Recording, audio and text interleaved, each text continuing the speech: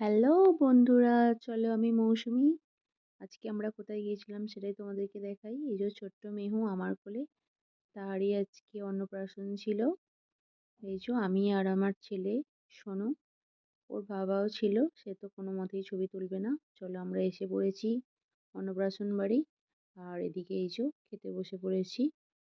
আর আজকে আমাদের খাবারে গিয়ে কি ছিল চলো সেটাই তোমাদেরকে দেখাই। এই যে গরম গরম ভাত,